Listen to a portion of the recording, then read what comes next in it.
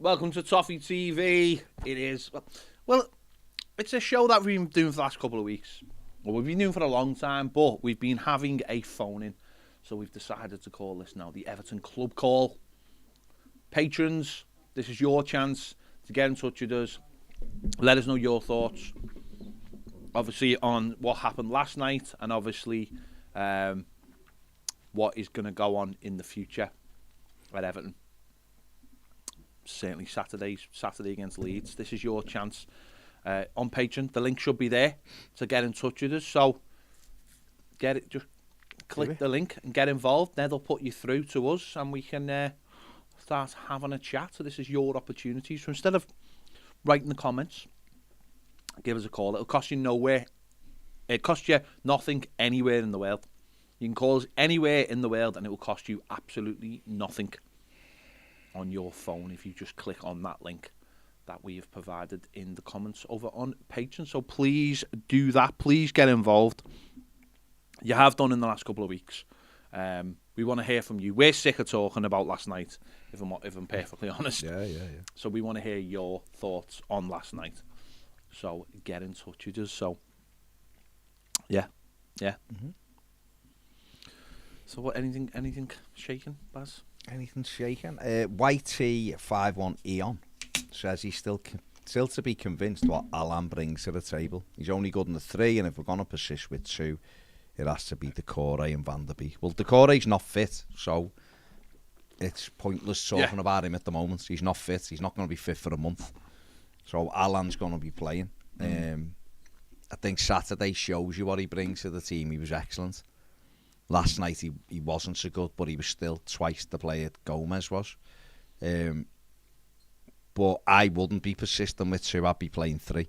I wouldn't be persistent with 3 at the back. I don't think it works. And I don't think that it gives you any more security than, because the lads, it just, you lose a fella in front of the defence, and that defence isn't good enough as a 2 to hold it, and the midfield 2 aren't good enough. Especially this defence. So you're making it soft-centred. So I think really the manager, I'm sure he will, needs to sort that out, needs to get the full-backs going in terms of putting Patterson in and getting energy into that. And that's where we are at the moment. That's where we are. Nice one, Ned.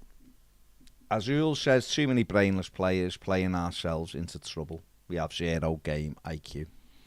Yeah, we don't have a very good game IQ. Absolutely. Josh says we need a 4-3-3 or a 3-5-2 to assist these awful centre-backs. Phil Diamond says, Van der Beek shown promising signs last night. He did. He got on the ball a lot. His pass accuracy was very good. He tried to dictate things in there. I think we were just a little bit of a mishmash with our shape last night, and I think once, because of the injuries and stuff, and I think the manager made a couple of the wrong decisions in terms of his subs early on.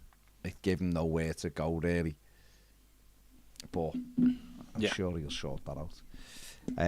Grant Ferguson says, evening lads. Hi Grant. One thing of many that bugged me last night was their second goal. If Townsend goes at it with his right foot, he clears it off the line. Instead, he went with his left and it hit the ball onto his head and into the net. Unbelievable amateur defending at its finest.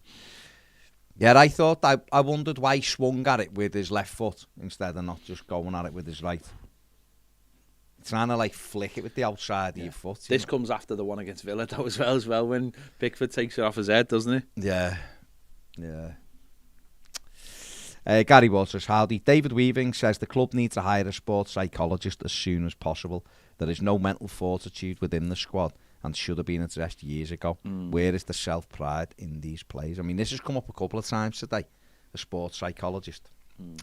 I don't know whether Everton have got one. If they have, they need to replace him and get a proper one. One that can do the work. Liverpool got one early on, didn't he? And he's someone that, and I remember Jurgen Klopp saying he has no idea what they talk about because the fella won't speak, so he's not privy to it. He can go in him and they can go in there and slag Klopp off if they want to, but it's about doing that. And if Everton have got one, he's not very good. So go and get a new one. Yeah. Don't forget, on Patreon, click the link if you want to get involved. We want to hear from you.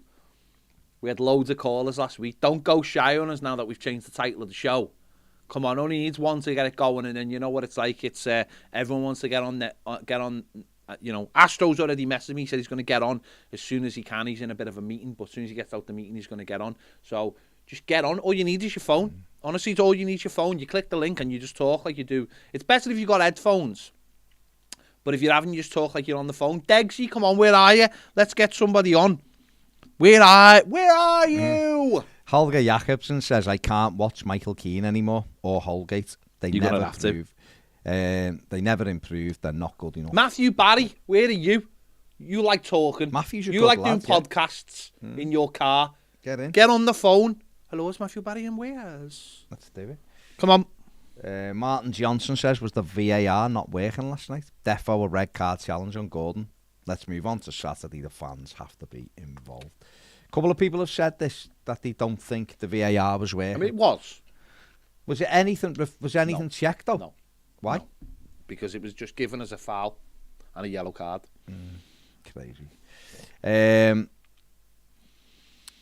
YT51 on says, agree, Baz. I mean, when they're all fit. Alan was good on Saturday, but they weren't great either. Yeah, listen, mate, the players have done this many times. You see them have a really good game, and then the next game, they look like they've never played football before. And it's something that is a problem, and I guess it's what separates top players from Everton players, really. Yeah. Is that the top players turn in, week out, turn up, put a performance in most times, maybe one or two drop off, but in general, most put it in. Whereas Everton, granted they haven't done it a lot this season, but can put in a decent performance one week, and then you get enthused. We've seen that when we beat Arsenal. We were great against Arsenal at home. The crowd were brilliant. We battled and scrapped for everything. We won the game.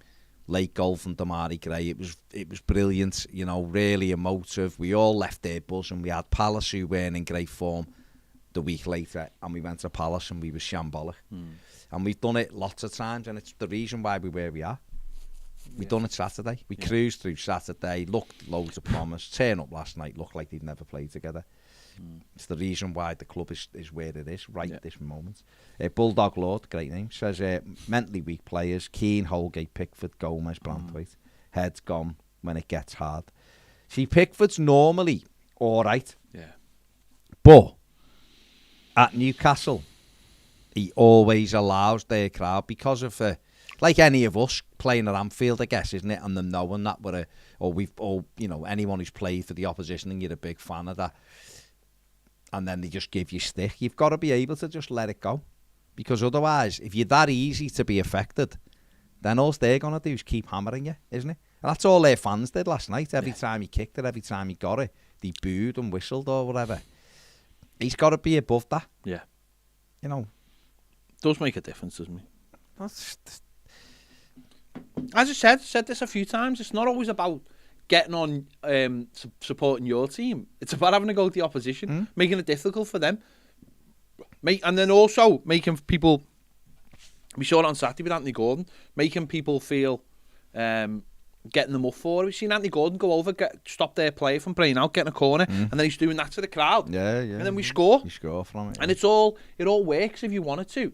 It all works, and the players obviously want that. When you see, see them doing that, well, some of them do that, but other grounds see them doing that. They want to feel the noise. They want to feel like there's a connectivity. And I think our fans, and we've said something on the final word about that. About maybe we have to. Whereas a couple of weeks ago it was about the likes of the people who were doing the protest, 27 group organising that kind of thing, and the stay behind, which was all brilliant, and the protest at Goodison, all brilliant, and got the message across. Maybe now those same people, because they have got those organisational links, can now start putting the message out of how we're going to create the atmosphere, how we're going to make it a better atmosphere. I know there's people who bring banners to the crowd, into the ground and all that. Let's do more of that. Let's make it like a hostile environment, an environment enjoyable for Everton to play in, but obviously the opposition hate playing in it. Let's try and do that. But we're going to have to organise that. That can't be off the cuff. It doesn't work. I don't care what anyone ever says about, oh, just get in there and sing and it's on the players. You know what, right? This is our football club. Yeah. Do we want our football club to be in the Premier League? Do we want to do everything we can? Well, let's get the atmospheres going. Let's appreciate the situation we're in. I remember 94. I was in the Gladys Seat that day. I remember the atmosphere. But what I remember about the following season was, what I remember about that was that we understood what we nearly lost. And that created brilliant atmospheres. It created brilliant atmospheres because people were like, we nearly lost this. That's when the attendance started getting back towards that's when we were going from being like 24,000 to like 35. Yeah. And we had a situation where we didn't win a home game till October. We played West Ham, Gary Abbott scored. The atmosphere was incredible. And we hadn't won a game all season. Huh? But the fans understood their role in it all. They understood that those players weren't very good. And then what happened was, Joe Royle came in. And he got the players on the pitch who kicked everything that moved. Every ball. And every ball. And the fans went with it. And suddenly the atmosphere, the play on the pitch matched the atmospheres. And it all worked. It was brilliant. Yeah, we have got to realise our role now. I've said before, these fellas can't do it on their own. They're not good enough to do it. They need us. And we've got to somehow get everybody who's going at the weekend who wants to get involved. Like the Brentford game at the weekend, because the crowd were involved, was really enjoyable. Made it difficult for them to play. We thrived on it. Players grew into the game and we won the game. We've got to do that. We've got 9 home games. 6 of them are very winnable. But they're only very winnable is if we play our part and we energise the team. And you know what? If we start winning some home games, then maybe that'll transcend when we go away as well. Yeah. If you click the link, by the way, for the phone in, make sure you put your name on it. In the chat. And just so we know who it is. Check the chat, because what happens is it comes up as just boxes, and Ned's just got to tell us who it is so we know who it is. So have we got someone, Ned? Yeah, just waiting to find out who it is. Okay. Mathew. Okay. Hello, Mathew. Can hear you, yeah? Go on, mate. The final word earlier today, and I was thinking, you said something about when Shelby put that challenge in, you'd love if one of the players went in and just said, I'll snap you next time we do that.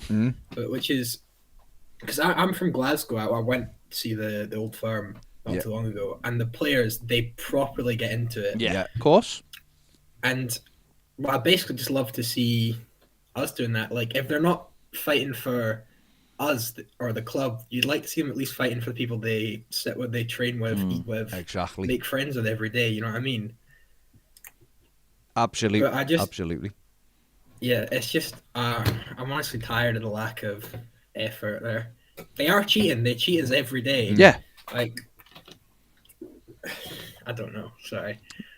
I've been a bit annoyed for the past I'd say since Brighton. I've probably, like, I don't know, I almost not lost interest, but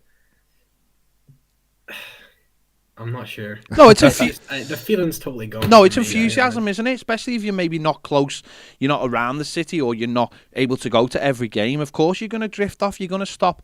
If you watch footballers play football, or you watch any sport, if you don't see that connection, if you don't see people trying as a fan, like, football fans are mad.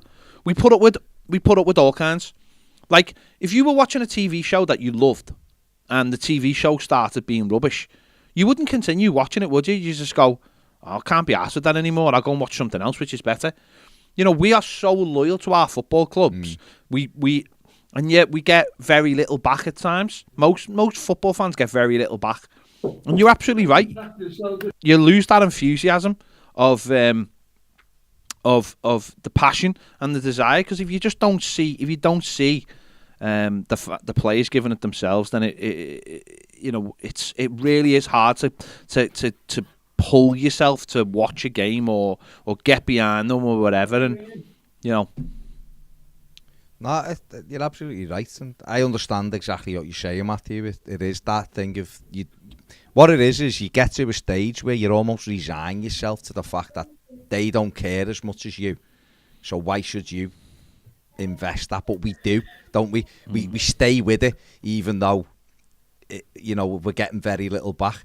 Only a few teams win trophies, but yet everyone still goes to match and everyone watches the game and everyone gets invested in it, and you hope that something goes right. And we're not even asking for those things at the moment. We're just asking for a football team that progresses, a football team that can win games. And right now, we're not even asking. We're just asking for the team to stay up this season. And we want to see the same fight and desire. And you just mentioned the Old Firm, and I want to see my players, like you said, battling for each other.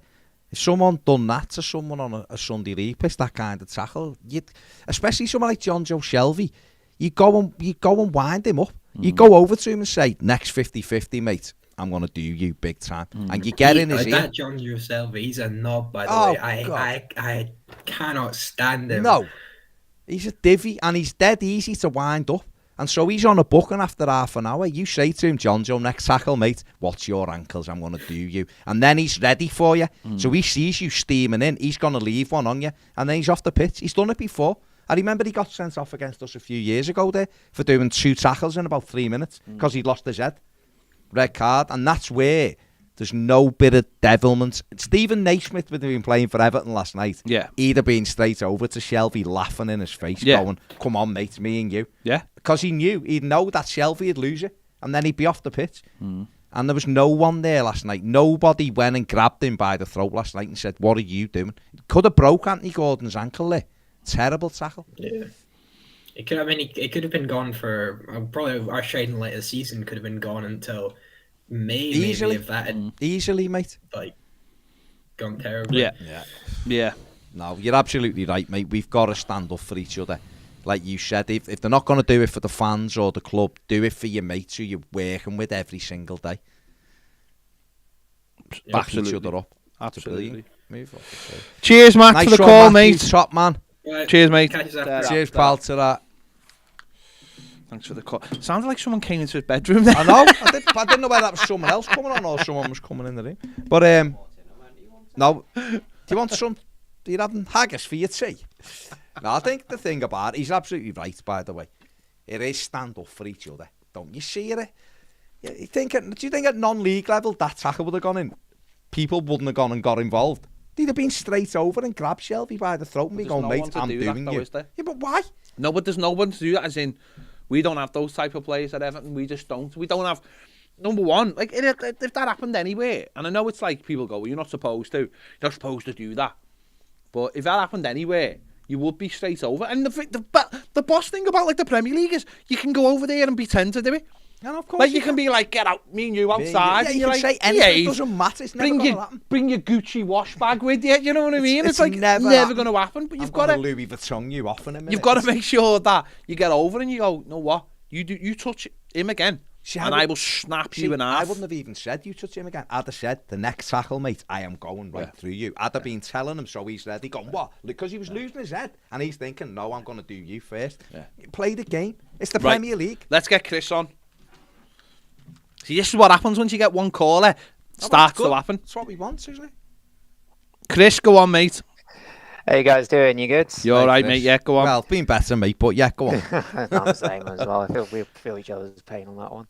I was thinking as well, in terms of the atmosphere of Goodison, it doesn't really help that the club are actively fighting against it as well. Like, you know, a couple of months ago, you guys put out like a video of where Kane was trying to get something going with like singing sections and things like that, and then the start of the next season, they basically went against it because, like, if you watch like teams like Crystal Palace or even Newcastle yesterday, they've got the massive tifos coming out and stuff like that, and it looks incredible. And then they've got these even teams like Manchester United, they've got like 2 singing sections and things like that in the ground. Like, what I don't understand is why the club isn't bearing in mind we've only got like 1 or 2 years left in Goodison. Yeah. Why aren't we doing everything we can to give it the best send-off we possibly can as well? Yeah, listen, I've said this loads of times. And I can't reiterate how pathetic I think this football club are in terms of working with fans and not having a safe standing area. I really can't reiterate that enough. I just think they're pathetic. They said they were going to do a singing section with the originals and then made an absolute mess of it. Basically made sure there was like fan liaison officers watching them like they were kids at school instead of treating them like they were adults. And then stewards were telling them to sit down and saying they throw people out and all this kind of thing when people were trying to generate an atmosphere. And we're allowed safe standing now. And some clubs have got it. And I can't believe that Everton didn't go forward with that and try and find some area where they could do it or put plans in place for next season and say, lads, we're going to do this. Because you know what? We've seen it at the weekend. FA Cup game, Baz has to move his seat for the FA Cup game. We know when the disabled section was put into the Gladys Street, they moved people. Why can't we do it for something that might get more points out of the team? Why can't we do it for an area which, you know, might help secure more points? Why can't we sit down with fans and say of a certain area and say, right, how many of you would be willing to have rail seating in this area? Because we're allowed it now. It's legal. And my argument has always been, because I've heard people say, well, we're moving in a couple of years. Well, that didn't stop them building a lounge, did it? Didn't stop them building lounges before COVID. And the other thing about the lounges as well, people say, yeah, but that's like so people understand what it's going to be like in the new stadium. Well, we're going to have rail seating in the new stadium, and I think we have to get people used to that as well, used to the concept of standing again at a game. And you've seen the excitement from other fans or other clubs of having, you know, you've seen it. Just mentioned it, I think Mathew just mentioned there with Celtic and Rangers. When you watch Celtic and their singing section or their rail seating, it adds so much, and it's just a corner of the ground. No, yeah. Why can't we have something like that? Why can't we come up with an idea at Goodison where we do something like that? I think you're absolutely right. It's the atmospheres. The club don't help generate good atmospheres. They really don't, and that's got to change going forward. And it to be honest, it's needed now. Yeah, exactly. Especially when we're in trouble as well. It's like at this point, we as a fan base know what these players are like. They like you keep saying, they just go hiding. Those players in this club right now need us on their side more so probably than ever if we're going to have a chance of staying up. If we've got 2 years left in the stadium, we need to be doing everything we can. And I watched the Old Firm game as well. The noise through the TV, just listening to the difference, the way it rallies that team as well. If we had those extra bits in Goodison, then we would. It might only make 5-10% difference, but it could be the 5-10% difference that keeps us either in the division or out the division. Absolutely. And that's the thing that winds me up the most about it, is the club actively fighting against it. Like you said, when they were like telling them to sit down and things like that. Yeah. It's almost a big argument for a case of similar to what we were saying with the 27-minute protest and for with the recent protest where everyone was saying, Ken, right, it's time to go. Maybe we need to do something similar for this now. Yeah, that's what I was saying earlier. Like, I'm not calling anyone out. I'm just saying, if like the people who did the 27 protest, they've obviously already got things in place to organise people and get people together and know how to do that. Maybe it's got to be a call to arms for this as well. Because listen, what I would say about the club is, in terms of like the banners and stuff, they're great with that kind of thing. They help with that kind of thing. I don't think there's any issues with that. I think it's more to do with what happens from when the game kicks off till the end of the game. They don't want, or certainly they didn't want, to break any rules. To have this organised group of people that were standing up during the game or getting in anyone's way or whatever like that. But I'm afraid, look, you've just mentioned it, Crystal Palace.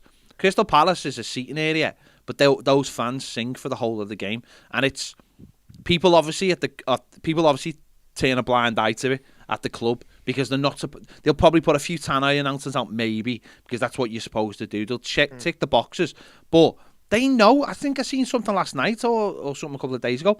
The club praising the people who sit at Crystal Palace, saying you're making the atmosphere at this ground amazing. Seen people from last night saying how amazing the Newcastle atmosphere was, and how brilliant the fans created it, and the flags and everything.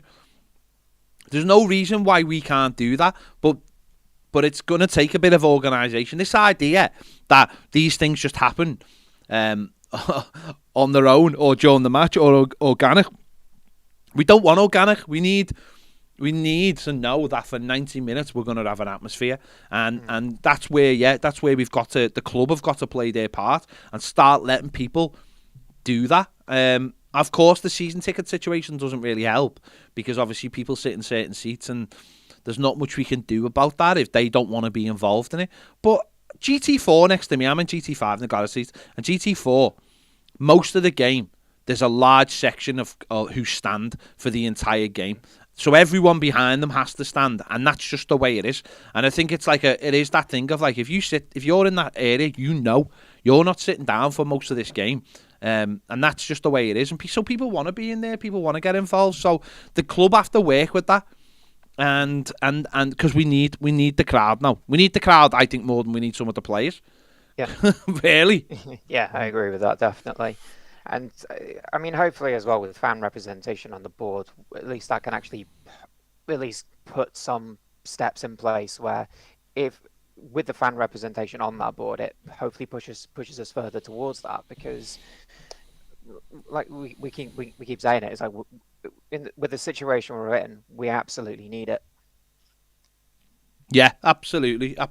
It's I like, hopefully there will become more symmetry between the board and stuff. But the fans forums there, the fans forum are there. They can start maybe pushing this a little bit more and asking questions. What I don't see is, and today's Wednesday, we're playing Saturday, is I don't really see, because we don't have too many groups whose, we had the originals, but I think they felt like they hit a brick wall. We don't have too many groups who can organise people in a short space of time. And I think that's why I was saying about the 27, people who are doing the 27 campaign is we need people who can organise groups of fans in a small space of time to try and get the word out, to try and do whatever they can in the next few days to help with the atmosphere. What I don't know what that is, whether that's bring flags, bring banners, bring whatever it is, but that it can be done and you can create that atmosphere. You've just got to be ready, and I think our fans now have got to be ready for the fight, because it's what we need now. It's the only way that I genuinely believe we're going to pick up points is by the fans generating an atmosphere. Yeah, definitely. Yeah, that's all I really want to all say. Right. So I'll probably let someone else go on now. Just thanks very much for your call, mate. Chris. Thanks very much, Chris. No, guys, see you later. Bye. See you in a bit. Let me just address. Well, I was just going to... Sorry. Peter's just messaged me. Peter, keep trying the link. If you keep trying the link, it should put you through. And what you'll get is a little box, and it says start on it. And when you press start, it's like a little holding area for where you pick your camera and where you pick your what you're using. So if you press start on that, that'll put you through to Ned. Go on. Okay. AY just had said something. Crystal Palace is organic, but it isn't.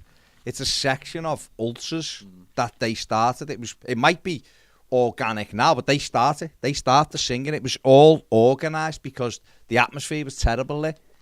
You go and look, you can see things, you can find out about them. That's how it started, and now it spreads around the ground organically. Yeah. But they are the starting point of it. We went to, probably mentioned Have we been to Germany? We went to Germany, and Dortmund are the same, and Dusseldorf are the same. It's the same kind of thing. You've got someone to start it, everybody else joins in. This team, you're all saying it in the comments, they don't care, they're not good enough to this, that and the other. You all might be right. So if that's the case, the only way we've got any chance is with us then, isn't it? It's with us who are in the ground on Saturday to make sure that every time we play at Goodison and there's 9 games to go, we make it horrible for the opposition. We make it hostile. We make it a bear pit. And we do that by shouting and screaming and backing our own team. We'll give ourselves a chance. Yeah, absolutely. And then at the end of the season, if it's good enough, we know we've played our part. If it isn't good enough and we've played our part, then it's on the players. If Everton go down and we just sit there going, entertain me, or I'm going to be quiet, then we prove just as culpable as them in the end, because it's our club. Some of them will walk off to new fat contracts. Some of them will walk out the door. We'll still be here. So we need to affect it while we can right now. And who knows what comes of that. Couple of wins changes everything. It's difficult, looks difficult right now, and people are going, don't know where we're going to win a game and all that. But we won one against the Premier League team on Saturday quite convincingly. So, let's try and stay. If you're watching and you want to call, hit the like button as well. If you're watching us on YouTube and you want to call us, you need to be on Patreon to get, because we're not just going to hand this out to everybody. Otherwise, we could get all kinds of lunatics calling us. So we've got to have a controlled environment. So you've got to get over to Patreon, and the link is on Patreon. Because otherwise it would just be a free-for-all, and we're not going to have a free-for-all. We couldn't cope. It'd have to be 4 hours anyway, wouldn't it? I think we've got Ahmed on the line. That's right. We can hear you, mate. How are you, mate? I'm good. First of all, just like to say thanks for all the great content. But I think you guys have mentioned it already. It's the biggest thing I took away from yesterday's game was the character of the players. And you look back at the last time we were probably in this situation was when Moyes first came to the club. But you had characters in the squad, which were probably a reflection of Walter Smith, another great character. Yeah. And it was the consistency of having a manager who chose players in an image. We then went on to Moyes, and Moyes obviously created, a die-hard team. And I don't like the term "the old lady" for Goodison, really. I like the term "Bear Pair" because that's what we were during Moyes. Yeah, definitely. So this all brings me back to my point, which is we've been impatient in the past. We haven't had a consistency of character built through the club, which is, displayed. Whenever anything goes wrong, we just seem to fold like a pack of cards. Yeah. So if the worst comes to the worst this year, and say we do get relegated, I personally have been impressed by Lampard and a lot of top players of his generation, even Gerrard. Do we stick with them and try and create that culture within the club again? Absolutely, for me. Absolutely. This isn't on Frank Lampard, for me. This has been coming. We're in a bad position because we allowed the other fella to take the job, but B, we stayed with them too long. We could have given ourselves a much better chance had we bombed them after the derby or after the Palace game. We'd have given ourselves a chance to stay up. We've still got a chance. Don't get me wrong. We have 17 games. We can stay up comfortably as well. But they're gonna need us because they're not gonna do it on their own. But you're right. If the worst did come to the worst, I'd want Lampard staying. Start building something. You're not gonna get anywhere by going, oh well, he didn't keep us up in 4 months, so let's change him again and get Sam Allardyce, Roy Hodgson, Claudio Ranieri, or someone else start again. So for me, Frank Lampard has got to be given a period of time where he can actually affect change at the club. The lad's a winner, and so are all his coaching staff.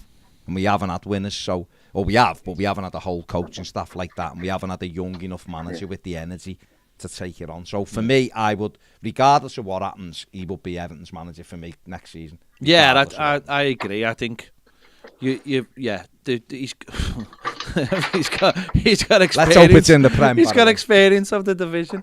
Yeah, exactly. Yeah. No, listen. You can't. There's one person to answer for this mess, and it's Farhad Moshiri. Yeah. I don't care what anyone says. It's Farhad Moshiri. Yeah. He's to answer and for the board, mate. No, I'm saying but he's treated it like a plaything, to be honest, at times, and he's been really impatient. It's a business. It's a multi-million pound business, and he's not treated as such. But Ahmed, let me ask you this: he's been impatient with the manager. Yeah. Why hasn't he been impatient with board members, with the CEO, with the chairman, with people who can affect the culture of the club? I think because if he starts hiring his own, part of it is obviously Bill Kenwright will be resistant to move, and he is a sweet talk. Like you probably sit in a room with him and think he's a top guy, and he's got the best interests of the club. So from Farhad Moshiri, there's a double-edged sword for him, because on the one hand he does have this wealth of an Evertonian who probably does have a connection with the club and emotional investment, can give him the ins and outs. But beyond that, it's a blanket as well. So when things aren't going right, oh, it's Bill Kenwright's fault. Absolutely. So it's on both sides. For me personally, if you're going into a top business or anything, you're going to install best in class, exactly, which is what Newcastle are doing. Yeah. So even if they get relegated, which looks less and less likely, it doesn't matter because you know they're going to have structures in place that will bring them to the top. Yeah. They've got a forward plan of like 10 years, not even like 4 or 5 year plan. They've got a 10-year plan. Yeah. We've meandered through the last 10 years, not really saying it. And it's something Ped said before, actually. I didn't realize this when I was younger, but David Moyes was the Tipex for Bill Kenwright. He would erase all his mistakes. And I didn't realize that as a youngster, but now you see and you're like, oh my God, yeah. Well, but don't forget, I mean, I don't know how old you are, Armour, but if you think back to when we sold Wayne Rooney, Bill Kenwright was on his way out. Paul Gregg had highlighted it. Bill Kenwright was on his way out. The King's dock had stalled. Everton had no money. We were selling Wayne Rooney, our prize asset. The knives were out for Bill. He didn't have long left at the club. And then David Moyes finished fourth. Yeah. Everton they held together, they stuck together, and they finished fourth. And all of a sudden, the heat come off Kenwright because it was, look what this manager is. And from that moment on, David Moyes was his safety, but was his shield. He was his shield because Moyes was brilliant. For us, without being amazing in terms of winning trophies, he made Everton a top 5 or 6 team, which we'd absolutely love now, wouldn't we? Let's be honest. So, so that's where we are. Not sure about his. No, I was going to say I'm not sure about his love of cats. Or his playing defenders when they shouldn't be there. But yeah. What's your guys' opinion on this Steve Hitchen guy who's coming in as well? Like, I don't know anything about him. I'd never heard of him until and you guys obviously are a bit more in the know. What's your guys' opinion? I'd love to hear. I don't know that much about him other than what I've read, and I've seen him on the Spurs documentary doing a few deals for them there. So I've read mixed reviews. Some say he's the devil, and others say he's the saviour. So I honestly don't know. And another fella's in the running as well, Kevin Thelwell, who was at Wolves. He was the sporting director at Wolves. He's now head of sports development or something at New York Red Bulls. And he's ex-Preston defender. He's got you see, that to me makes more sense because he's got real experience, not just like a football, well, obviously at a football club, but not just the football side, the business side as well. So that to me makes a little bit more sense than Hitchen. Hitchen was head of recruitment at Spurs. So has got experience in doing big deals. And I know Pochettino really liked them. They got on really well. They worked really well together. But reading around them, I think Thelwell would be the one I would go with. But I don't know. No, this is not my wheelhouse. I just think personally that whoever they bring in, I would like to see Tim Cahill put in a role around him and learn off the guy over the next couple of years, and then Tim Cahill come through and be help to do this. Because as much as the boys club and all that kind of thing, I do think someone like Tim Cahill, there's a real place for him at our football club. Someone who does actually understand the principles of our football club and what it needs and what we should be doing. So whoever it is, I honestly couldn't sit here and say, listen, I knew Dan Ashworth was because I know he's the best one out there, or he's not the best one out there now. He's rubbish now. He's at Newcastle. But I knew he was the best one out there because his reputation preceded him. So I suppose Everton have just got to find the guy that can do the job in the way they wanted to do it, and hopefully it works. And he's left to do it ultimately as well. He's left to do the job because they've not been left to do the job so far. No, that's a very good point. Actually, it is about getting people with expertise and letting them do what they're good at as well. Absolutely. Good points, to be honest. All right then, lads. Cheers, Ahmed. So much. I appreciate the time and no worries, mate. Bye. See you later, mate. Ta-ra. Gray Lead says, give me the man they call Patterson on Saturday, please. Tired of seeing a 97-year-old Coleman getting legged every week. Mike says, watch your videos from earlier, lads, and you're spot on, the both of you. We need to do everything as a fan base to make Goodison a boss atmosphere for all our remaining games, because we are the only ones who'll be affected if we go down. Let's get behind the players and the manager, and hopefully we can help drag this sorry-ass bunch over the line. Absolutely. Let's have a look here. Roy Nixon says Patterson has to start the next game. Leakster says Moyes knew his team one by one. Yeah. Where are we? Lila says losing Gray last night didn't help. No. Absolutely. It threw us the other way, didn't it? The one thing I can't... Lila, I know Graham Sharp said in the documentary, you've put it here, in Howard's Way, when the belief in the team spreads to the terraces, you can't lose. It has to come from the players.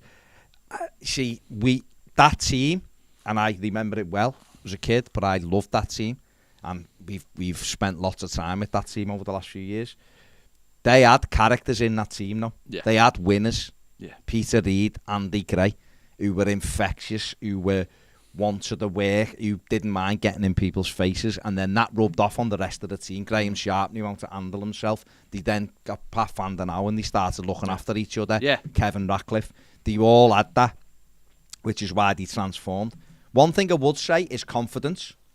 I watched that team at Christmas, and they looked like they were getting relegated. They were shambolic. They were terrible. And 5 months later, they were running around Wembley with the FA Cup because confidence came. So confidence is important. If this team now can get some confidence, they will look better than they are showing. But I think the difference between then and now is we have to play our part. Yeah. We have to play our part. We've sat back and gone, we wait for the team to do it so that we'll then respond. Nah, Saturday was about the fans making the team, and then the team taking it on, and then the fans getting back involved. So I understand kind of what you're saying, but we do have to play our part. There you go. Right, we've got another caller. It is the one they call Rockstar Johnny. Axl Rose. He's the one I've been waiting for. It's for Axl Rose. Honest to God. Honest. If you met him in real life, if you met Johnny in real life, you'd be like, that's Axl Rose. Yeah, but except... No, he's not like Robert Plant, honestly. He's like Axl Rose without the Botox. Does he wear the kilt? Oh, Like he'd wear a Axl. kilt. Oh, Johnny'd And the wear a boot. kilt. Honestly, Martins. this lad would wear the kilt. I've seen him. Hang on, I wore the kilt. What are you on about? Have you ever had a famous lead singer who played a harmonica? I don't know. I think Johnny's like the first to man. do it. Go on, Johnny. What have you Loads. Loads have had the First of all, harmonica. Go on. Loads. Steven Tyler, Robert Yeah. Plant, loads. Yeah. Sorry, yeah, you know what? I wanted to get on before Astro because he's a hard act to follow. Go on, he is a hard act to follow, yeah. You've got to always get in there first.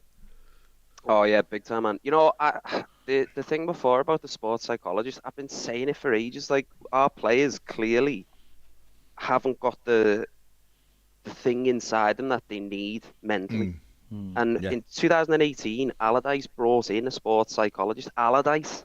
Yeah. And Well, we saw a big upturn in mentality. And Allardyce was big for stuff like that. Yeah, he's kind of seen as this dinosaur. I mean, yeah, I get it, but at the same time, like, if that worked then, why hasn't it been addressed since? And is it because we're just left in the past? So much of the club that just seems to be like clinging on to the way football, like you guys have said, we never embraced the Premier League era. Do you know what I mean? We were at the top table for that, and then we never embraced it. And we're still living in the past of that stuff. Like, this is a modern era of football where it's not just on Saturday where you can find out what the fans think here. No. Do you know what I mean? Like, those players must log on to social media and go, "Oh my word!" Yeah, Wait, yeah. Yeah. Well, what you got to have remembered though is because I think I have got to highlight one thing though. Everton were the first club to sell tickets via mobile phone. You've always got to remember that we are innovators. We are innovators, Johnny. You've got to remember that. Yeah, we've done more the amount of first than anyone. times. Sorry, man. Go on, mate. The Go amount on. of times I want to just dive onto the Goodison turf to feel that innovative underfloor heating. And think, oh, it's all right. It's all fine. I just want to stick my finger in the grass when it's cold and just get Yeah, that. this is a warm. Just to get Oh, bit. warm apple pie. That's a different story. Yeah. And the warm seats in the director's box. Yeah. No, I think you're right, Johnny. I don't know whether they've got one, but I imagine that, you know, you'd like to think that Frank Lampard, who's making sure that he's got a young coaching staff coming, will be looking at everything. You know, I believe at first he told them he was only bringing 2 assistants with, 2 extra coaches with him, but they've bent a little bit so that like Ashley Cole's coming because he wants them, and therefore you would expect that. I'm quite sure he's worked with psychologists at Chelsea and Man City. We know Liverpool have a sports psychologist and things like that. So all of the top clubs do it. So why wouldn't we do it? And we're mentally weaker than all of those teams, which you can see. Those top players go and perform at every ground, mostly. And yet our players, the minute the going gets a little bit tough, they just shrink. They don't even look like a team that's played together before. So, it definitely be something we should be looking to do. There's no question about it. If you look at the difference in the mentality between the Pickford that we saw kind of pre-Alan Kelly and now the Pickford we've got now, clearly that influence has helped him. Well, he's gone to his own sports psychologist. Which is ridiculous, isn't it? Because the club should have gone, this is what this guy needs. Yeah. He needs a sports psychologist, therefore we need to bring one in. I can't believe that the upturn in kind of the way they played in that kind of the we're going to grind this out when Allardyce came in. Yeah. Nobody's connected. No one's connected the dots. We've said and gone. Yeah, we've said this for the last few weeks though. Talking about fine margins and talking about how in the old days, ex-footballers or whoever in the press would laugh at people for doing things. They're looking for the fine margins, whether it's a throwing coach or now we're seeing free kick specialists and all this kind of thing. Football clubs have got to do everything in their power to get little tiny extra percentage out of all their players, and that means a guy sits down with a fella once a week and says, does mental training with them. Liverpool, like the Baz saying before, used to have the guy who worked with England, and I think he had a book called The Inner Chimp or something like that, wasn't it? Yeah. And it was like, clearly it was doing something right. It was like, if we're all happy and we're all confident, it's how you give people that confidence, isn't it? And listen, we know it's tough to play Goodison. We know it's tough to be an Everton player at a time. It must be terrible. But all we ask for is hard work, and yet these people just can't even give us hard work. And all Newcastle beat us with last night was hard work. They worked harder than with us, and that's all they beat us with. And that's what worried me more than anything, is that a set of players can't work harder or can't match the levels of another team. And that's what we're going to need. And if that means getting a guy in who can get that out of them somehow, then let's get it. Let's do it, please.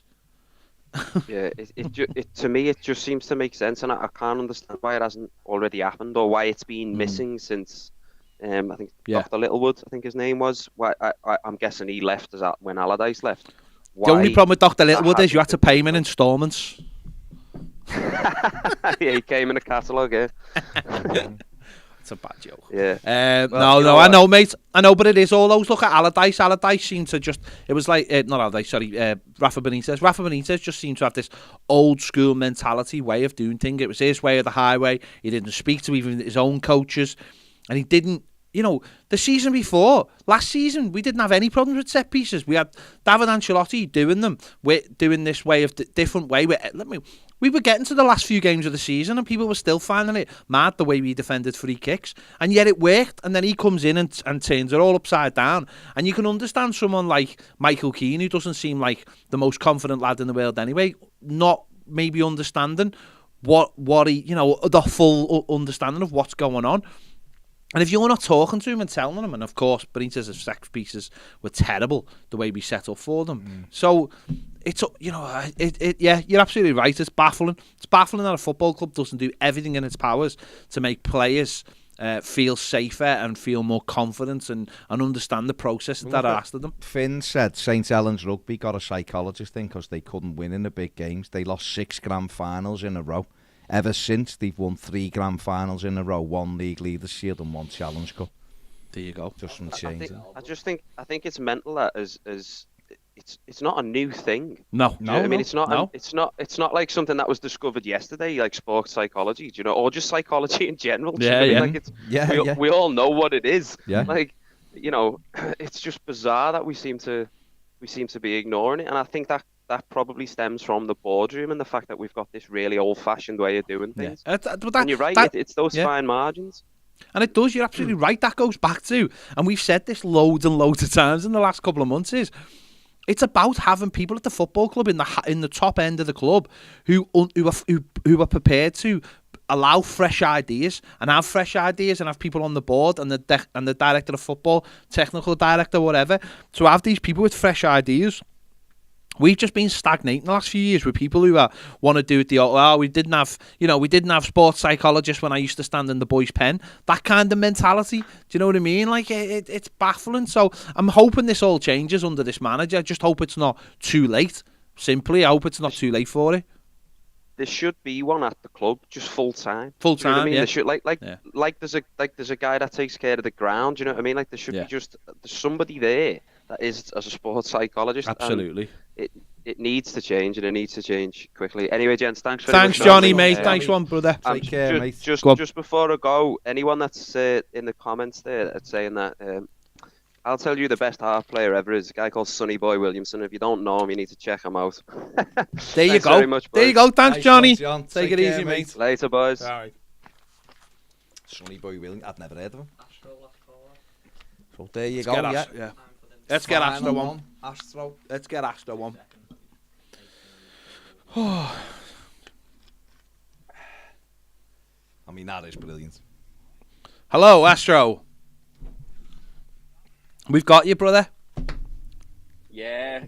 Apologies, I haven't been able to watch. I just actually got off a call and walked out the front door. But I don't know. I've been kind of on a low boil ever since the match yesterday. I was actually I had one eye on the match, one eye on my work, and I was just completely not giving it my full attention. And I've gone back and I've watched some of the highlights. And I'm absolutely positively shocked by the ability that we have to come apart at the seams at the first bit of real physical pressure from an opponent. Like that is just not the hallmark of the Everton that I fell in love with. We would go toe to toe to anybody. We would step up to anybody and we'd be like, all right, let's see how much ball you got. And we would have a go. Now, we are so timid and our confidence is so battered. And listen, it's the chicken versus the egg thing. Are these players crap at having confidence because of the fact that they're literally having to deal with a different manager every 6 months? I mean, or is it a problem with the individual? And it's a situation where you don't know because I don't know. Some of them do have their own demons. I honest to God feel like if I snuck up behind Michael Keane and said boo, he'd fall over dead, pure fright. You know what I mean? Just on the floor, like rigor mortis habeas corpus. Homeboy's just gonna check right out. I bet his own shadow scares the piss out of him twice a night. So for me, I look at these players and I'm like, even if you're not gonna fight for the badge on the shirt, which I think is an absolute cop out for a professional athlete. Fight for yourself. Who's got pride, right? Who's going to walk away from an ass whooping like they got last night at Newcastle and be like, yeah, I'm all right with that. Got paid a fat wedge for it. No, there's a bit of personal responsibility that comes into where, ooh, I'm not going out like that. I'm going to actually get stuck in here and I'm going to prove a point because it ain't about the team. It's not about the manager. It's about me. I'm a professional and I should act like one. And that's the biggest problem I've got is there's a lack of spine. There's a lack of steel in the spine, and there is a weakness in the moral fiber of these individuals that fail to come together to make a cohesive unit as a team. And I'm worried that there's no manager on this planet that can get the job done at this point. Tell me I'm wrong. I can't, mate. I'll be honest, I can't. I'm fully behind you in what you're saying. We don't have a spine. We quite literally don't have a spine because we've lost our two centre defenders and our best centre midfielders. So we don't have a spine, and we've been playing without Dominic Calvert-Lewin. So we literally don't have a spine in the team. But we've brought in over the years a mixture of players who are just would if you ever take your dog for a walk and you see a big dog and your dog just lies down and shows its belly, that's what our players are. They just want to they don't want to fight, they just want to show their belly to the big dogs, and we do that all the time, and we did it again last night. A little bit of pressure, a little bit of crowd noise, a few naughty tackles, And the thing about it is, where's that? You're not hard men. No one's asking for hard men. We're asking for players to back up their mates. That's all we're asking for, isn't it? So someone clatters into Anthony Gordon, who's the youngest player in the team. Why aren't 10 of our players running over to John Joe Shelvey, basically telling them they're going to kick his head in? Why aren't they saying? Why isn't Seamus Coleman saying, "No, the next time you touch the ball, I'm going to break your leg"? That's what I'd be saying to him. I'd be saying, "I'd go to him, I'm going to break your leg the next time you get the ball, son."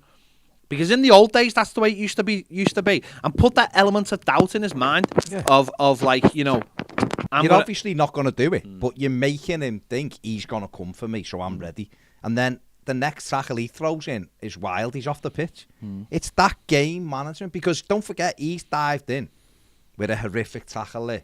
You're not going to do that to normal lads who are just tackling, but when it's a nasty challenge like that, and especially him, because he's a blurt, let's be honest. He's dead easy to wind up. He's dead easy to get sent off. He could have been off 2 minutes later. If we'd have got in his face last night and made that escalate, that challenge, and gone, "You've had it now, lad. Next time you get the ball, I'm after you." He'd have lost his mind. But Anthony Gordon's our youngest player on the pitch. No one protects Everyone should be over there protecting him. Everybody should be over there. The captain should be over there. The centre-back should be over there. The goalie should be over there going, "You watch yourself. You watch yourself, because I'm going to do you," and put that doubt in his mind. And you're right, make flip it so he goes, "Oh, I'm going to have to do you first," and then he gets the red card. Millions of times, mate.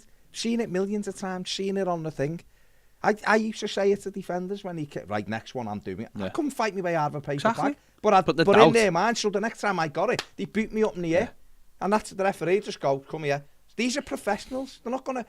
It's not like playing on the Sunday League and there's half a dorm on the sideline. I've had people say they were going to pull swords on me and everything. That put an element of doubt in my mind, I must admit. Massive element of doubt in your mind. This is the Premier League, and he threw a stupid challenge in. That was a red card, and we should have been ready to take him after that and said, like, "Lad, let's get involved." There's all of that. Protect your teammates. By doing that, you look after each other and you get that team spirit up. Absolutely. Now, the manager's got to build that culture, and for all we know, Lampard has got that. This is why, and I said this under Rafa Benitez. I don't know it's going to be different under Lampard, right? But you've got Duncan Ferguson sitting on the bench, and I don't care what anyone says, right? If you say to Duncan, "Go out there," and you start fucking pointing with some fingers, and everyone knows what the situation is. Point fingers either at our players or the opposition players or at the referee, and you let Duncan. And people might go, "Oh, that's unprofessional, that's unbecoming of a football club," and all that. Who's asked? We're in a battle now. We're in a battle now. We need results. Exactly. Go on, mate. I thought you disappeared. That's why I kept talking. Yeah, go on. Go on.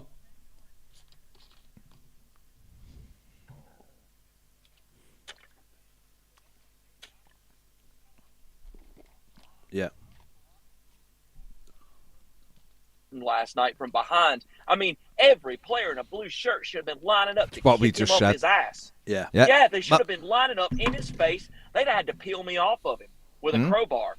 I mean, listen, I'd have been on him I'm just saying, like white on rice on a white paper plate on a glass of milk in the middle of a snowstorm. I mean, I would have been on that boy. I mean, there ain't no two ways around it. I don't know. But that's the thing. I honestly think I just don't get it. Like, where's their spine? Where's their fire? Where's the pride? Exactly. Where's your pride? Exactly my point. These are your mates. These are your mates you train with every single day. Every single day. You see them and they're giving it all. They're giving it all the fingers and all that. But where's the actual like? No, what winds me up most in football, right? Is when players receive yellow cards for like nothing. When they could receive a yellow card for just taking somebody out. Like. That to me is the most stupid thing. If you're going to get a yellow card, get it for do it for something naughty. Do it for something that's nearly a red card, but not right. You've got to compete. But you're right, Ash. I mean, what we were saying when you were, I don't know what you were doing, probably punching walls or something.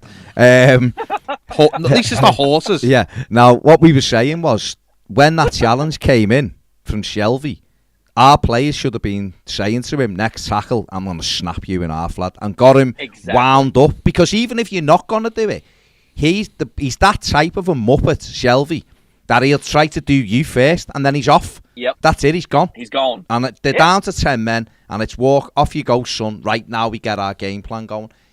I've said it before. He got sent off a few years ago for doing the same thing twice in 3 minutes because we got it. It might have been Tom Davis said something to him, and then he done him again, and he was off the pitch. Yeah.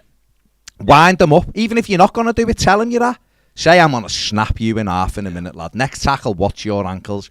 I'm going to do you. You wind them up, 3 or 4 of you, say it. So he's ready for one of you, and he wants to go through. He loses his head. He's not very good, and that's the thing. And we didn't. No one protected Gordon. And until he starts doing it for each other, then we're going to continue to fall to this kind of football. Well, so Ped's making the point, right? He's like, that's your mate that's on the turf rolling around because this big cue ball-headed jerk just, flattened him, right? And, you're not going to stand for that. No. Here's my question. Are they mates? Do they care about each other like that? And is that the problem? I think it is the problem, mate. Because you got... Go on. Go ahead, Baz. I was just going to say, any level of football you play that, when a goal went in, you're there, teammates screaming at each other because you're looking it's about accountability. Yeah, because you've left that man run. What the are you doing? Why haven't you passed it? Why haven't you won the tackle? Why haven't you crossed the ball?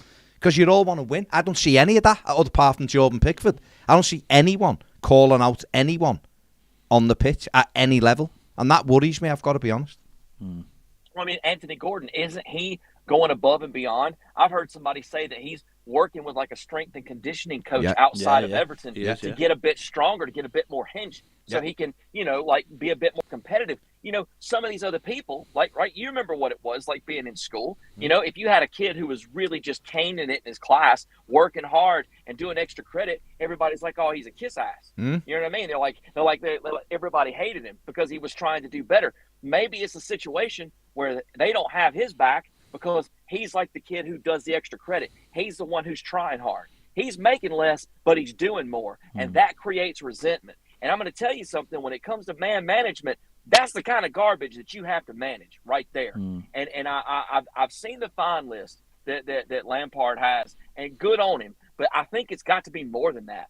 I think that you're talking about an attitude adjustment that has to occur in that locker room, where if you're not willing to stick up for everybody, no matter what differences you might have in the locker room or that dressing room or that changing room, once you walk out on the pitch, we're Everton. It's like, when when your siblings, you can fight amongst each other, but anybody else touches them and it's full-on gang warfare. You're going to go to war for your family. That's what has to be instilled at Everton, because it seems to me that there's a lack of fight. Anybody gets stuck into us and we just go, okay, you can have it. Yeah. Absolutely. And I'll tell you this, put a blue shirt on me, I'll check into that game, and I'll absolutely foot stomp somebody so hard they're going to walk funny the rest of their life. Ban me, but I'll do it once. I'll be the one to prove the point. I'll drop a Hulk Hogan big leg on somebody on a corner, okay? I ain't above it. I'll throw somebody in a figure four and snap the knee like a chicken bone. Put me in. And let me do it. Well, I mean, good God, somebody do something. Let me say this, right? Yesterday, there was a story going around that's coming out of the Wayne Rooney documentary. Oh, yeah. About him putting on extra long metal studs when he played Chelsea, because he knew Chelsea were going to win the league, and he was angry and wound up with it. So he wanted to leave one on John Terry, and he put a hole in John Terry's foot because he was frustrated and he wanted to do it. And that is that thing of, I'm not saying that's acceptable and you should do that, but that is the thing of, players, you're not getting the better of me. And if you do someone, mate, I'm going to do you big time. There's none of that in our team. No one fights for each other. No one really. Anthony Gordon runs everywhere. So why aren't we protecting him? Why aren't we protecting him? The lad's putting tackles in. The lad's trying everything. And yet there's not enough of that. No one is looking after him. Yeah. Like you're talking about, it's the eye of the tiger, and I hate to use that line, but that's exactly what it is. I had the privilege of coaching my squadron team, right, when I was in Germany, and we had some females that were in our team, and they were a bit smaller, obviously, but they could still ball. They had played collegiate level footy, right? So we had some bigger guys and some of the other maintenance squadrons that wanted to take a run at one of our pilots, and I flat out said, I am the coach, but I will put myself in this game in a heartbeat. Okay. And you know what I did? Anybody that went after any of our players, I checked in and I went and dropped them, and I took a yellow card. And I even got a red once because I stomped on a goalie while he was laying on the ground because he elbowed one of our pilots in the face. You don't mess with mine, okay? And until Everton and I'm an idiot. I'm just some idiot that loves Everton, okay? But I know that. So if I know that, why don't these know that? And why isn't somebody doing something about it? Sorry, I'm ranting, mate. Well, good gracious, I'm frustrated. Yeah. Like if you don't want better for yourself, then what do you expect the supporters to do about it? No, you know what I'm saying? Yeah, absolutely. I mean, the supporters can stand on their heads and poop Mars bars in the stands. Okay, if you're not going to do your part, it doesn't make a difference. And that's their job, and that's where they fail. I feel like now, though, for the last 9 games, we have got to do our part and hope that they can tag on to what we're doing. Because I don't trust these, Nick. I don't trust any of them. I trust Anthony Gordon. I don't trust any of them. I do. I look at it and I go, are you going to get us out of trouble on your own? I don't know. You're like a shrinking violet whenever you go. When to go and get tough, you don't want to know. You literally don't want to know. And Newcastle I've said this on the final word, Newcastle, for me, have set the kind of the bar now for what you need to be as a fan base when you're at home to inspire your team. And they did that last night with they were screaming, bear pit, so loud, backing the team. Yeah. And that team, who I don't think is as talented as Everton, deservedly won the game because they were energised. And we have to somehow energise this. Lila's pointed out a few times, these players they're individuals, they're not a team. But they've got to somehow come together. Because if I was an Everton player, whether I was asked about the club really or not, I wouldn't want it on my CV that I played in the first Everton team that was relegated in 68 years. I wouldn't want that on my CV, that I took a team down. That's what I'm talking about. It's the individual pride. It's like the pride of your skill and your craft and your profession. Like you and Ped, you strive, and Ned, you guys strive to produce a quality show every week, okay, every day. We try. You guys are producing quality content. And listen, here's the thing. It's the same with my job, okay? Yep. I have to produce quality work, and there's a lot that rides on that, okay? Because if I go to sleep, something bad could happen, okay? So these guys, like, where's that at for them, okay? Like, that's my thing. And it's like, I know you have to support the players, and I'll have my criticism now during the week, okay? I tried to keep it out of my match reaction yesterday because I didn't want to overreact. But like I said, I've been on a low boil ever since, and I've just boiled over. And it's to the point now where, get it out now, but we got to support these because you know what they need? They need us to hold their hand. They need us to cheer for them, even when they don't deserve it. Yeah. Because unlike them, we're not going to give up on the club. We're going to do our part. Okay? We're left to pick up the pieces. We'll be left to pick up the pieces, won't we? All these players will go. The owner will go. The manager will go. Bill Kenwright will probably outlive us all. But we'll be left to pick up the pieces. No matter what happens, it'll be down to us. It's our club, and I think as a fan, we have to take that into the ground. Do you know what I mean? Like, and it doesn't matter who's playing. Would I follow Michael Keane into war? Would I bollocks? You know what I mean? But I want him to almost follow me into it. Do you know what I mean? I want him to follow the fans into it. You know what I mean? I want him to think, well, we've got his back, so he can have the players next to him's back. And that kind of attitude has got to start. Almost like players feeling safe at home that we're going to destroy the opposition. The fans are going to destroy the opposition because that's all that happened last night. The Newcastle fans destroyed the Everton players, and therefore the players reacted in a positive way, as in to say, you have done all this for us, we're going to put that extra little bit in for you. It's natural. It's natural. It's adrenaline coursing around your body.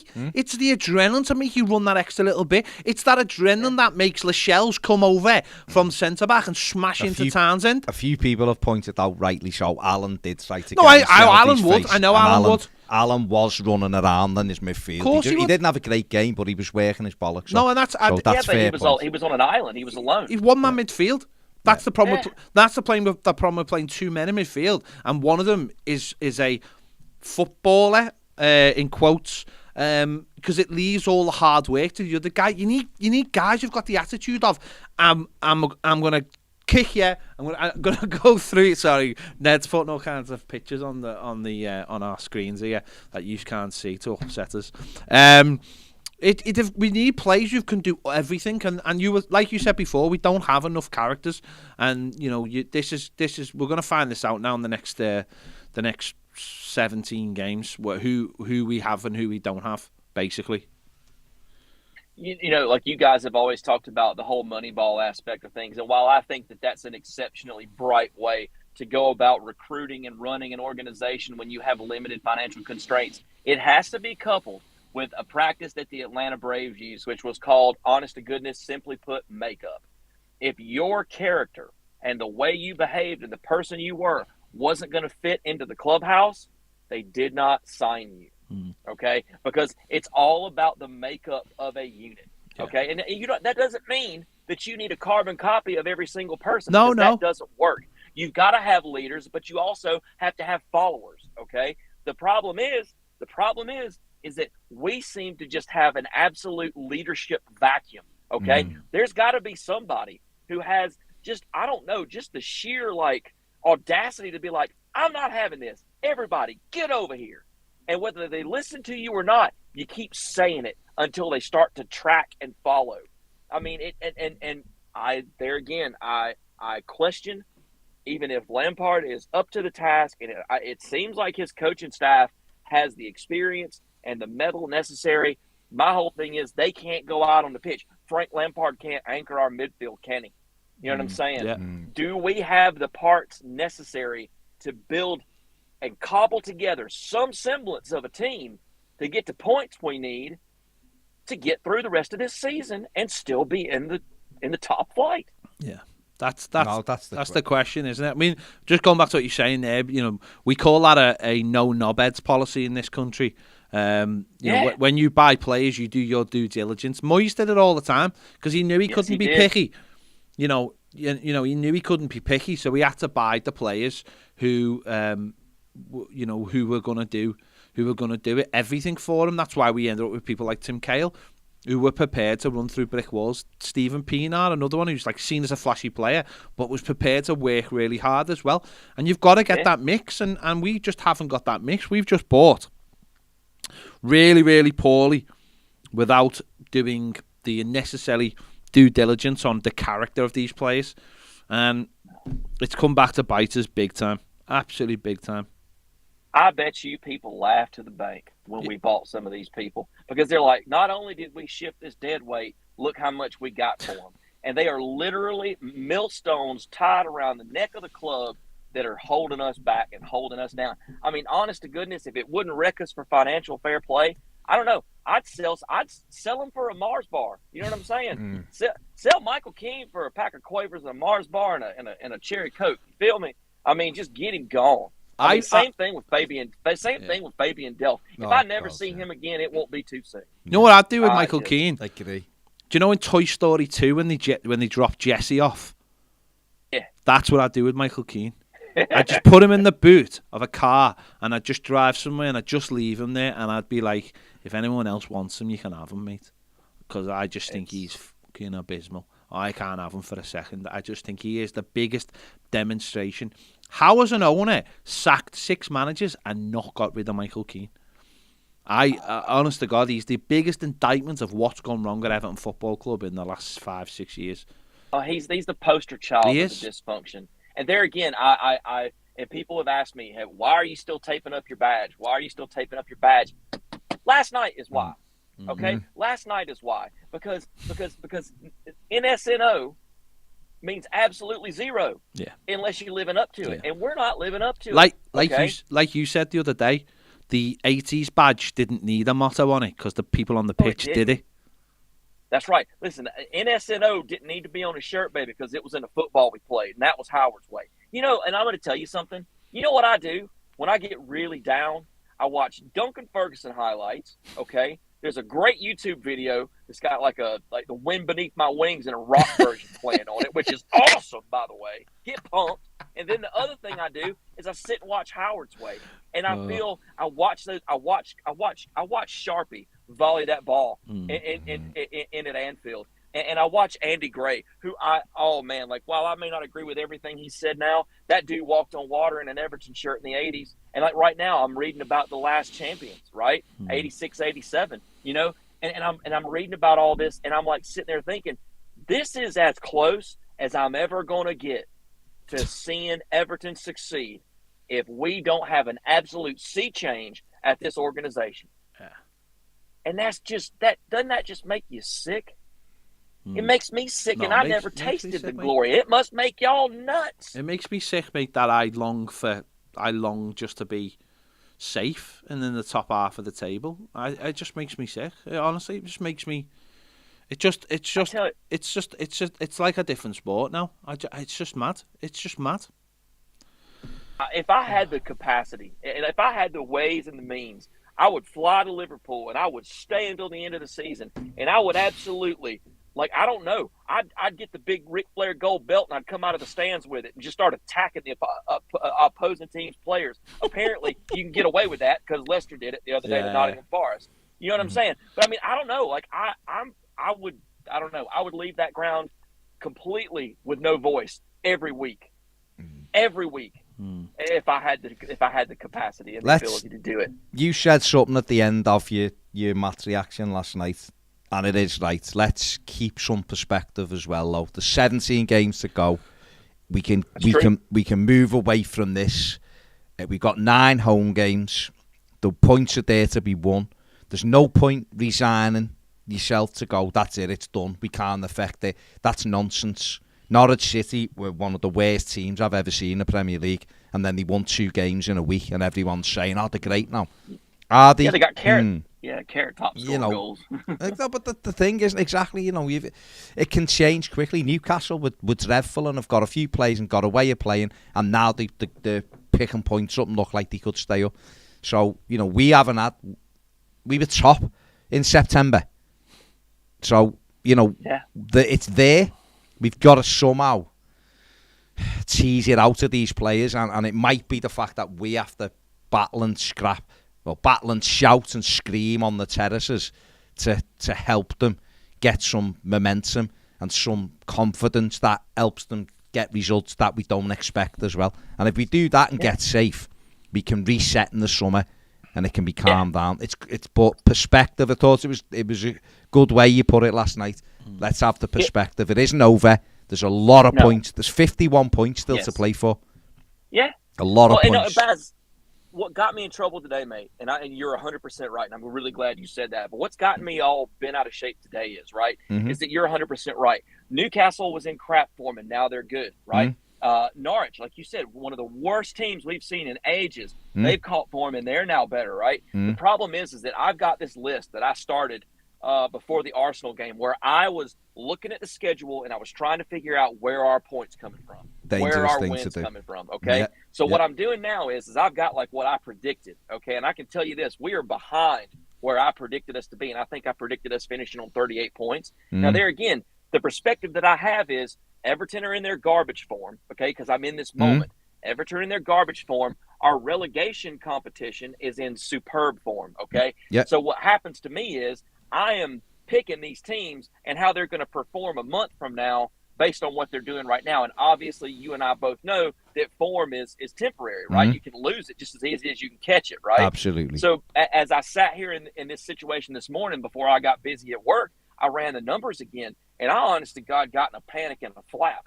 And it's easy to do that, okay? I'm using myself as an example because yesterday I was calm. I was angry, but I was calm. But today, the more I've thought about it and looking at leads on the weekend, I've started to get in a bit of a flap because if they press us the way Newcastle did, I don't know how we're going to cope with it if we set up the same way we did at Newcastle.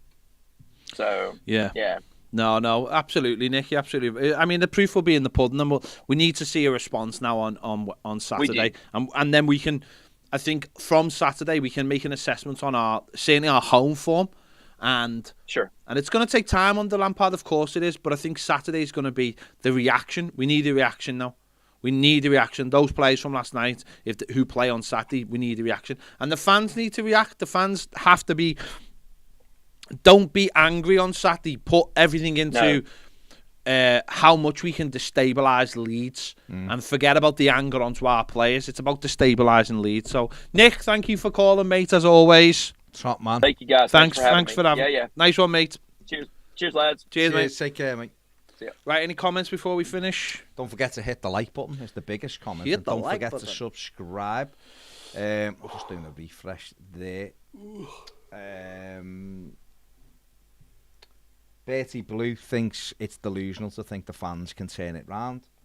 I think it's delusional to think they can't. Renzi, I'm good. Hope you are, mate. Leeds play attacking football. Everton won't cope, says Kevin. Leeds who Everton go. If Leeds were to lose tonight, Everton beat them on Saturday, Everton go above them. That Leeds? Or is there another Leeds that I haven't seen? Because there is that thing where people totally lose perspective. Totally.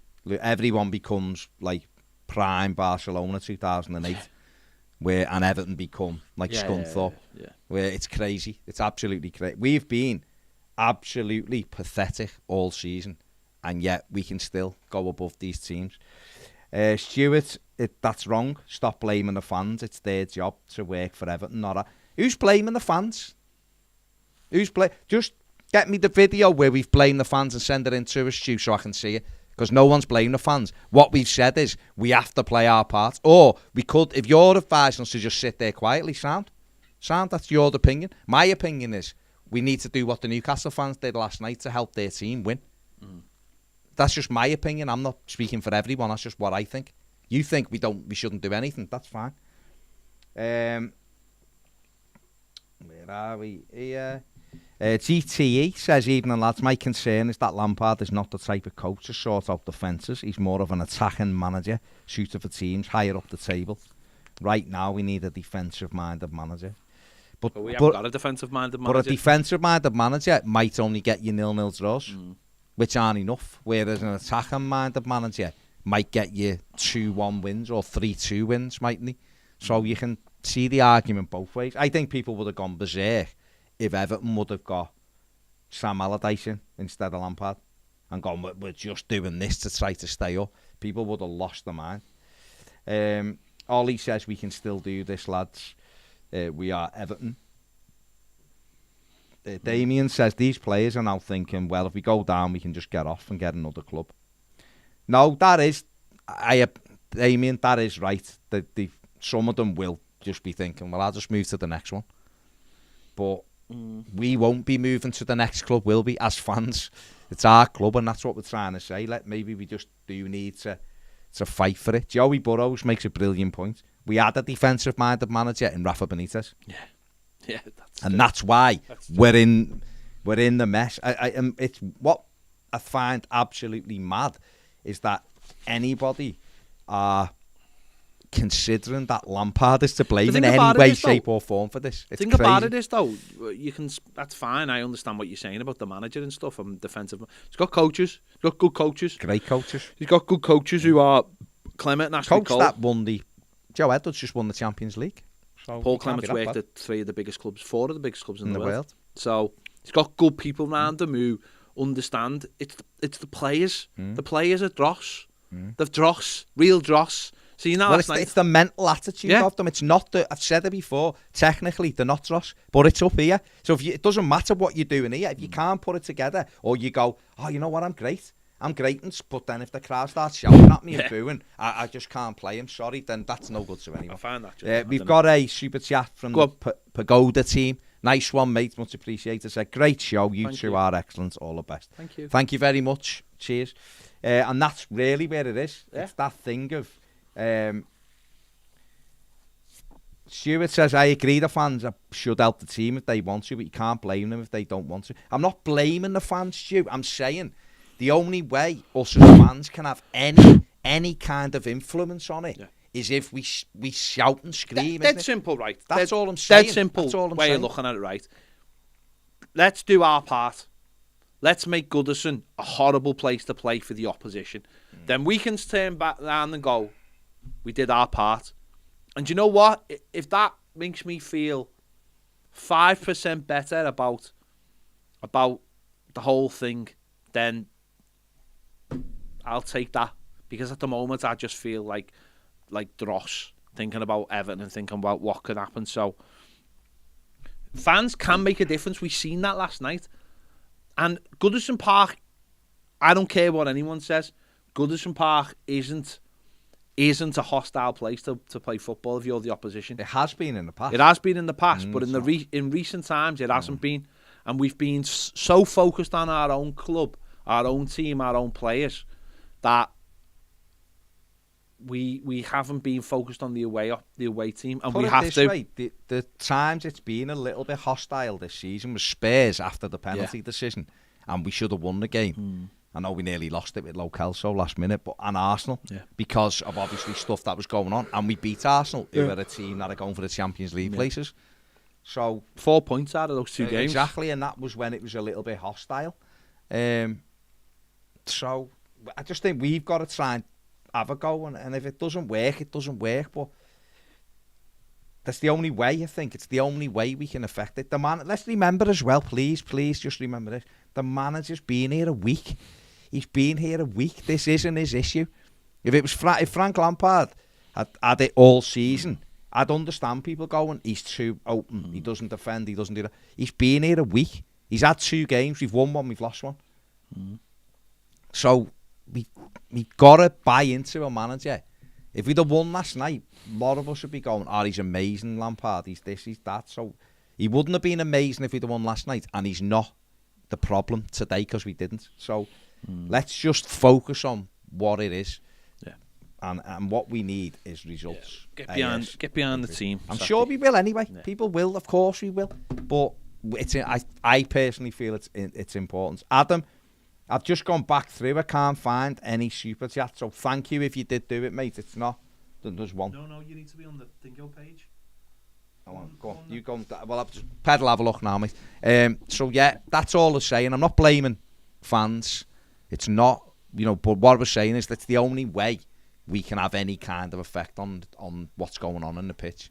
Other than that, we're helpless for it, aren't we? We've just got to sit there and hope that those players go out and perform for us. And no, there's only that. Yeah, there's only one Adam that hasn't come through. But anyway, cheers, mate. Right, we're done. Right, we'll be back tomorrow, 1:30ish, 1:30 on Patreon for the Daily Live Extra. So if you're a patron, make sure you join us for that. If you're not a patron, become a patron. Links in the description. Daily Live shows, links in the description. You can get on the phone in if you wanted to come on the phone in tonight, but you couldn't. Jump on Patreon, become a patron, and you will get to become on the phone in. So the final word is going on YouTube in 5 minutes. No, it's going on right now, 7 o'clock. Yeah. It's going out right now. So put it out. So we'll see you later. Yeah. Bye.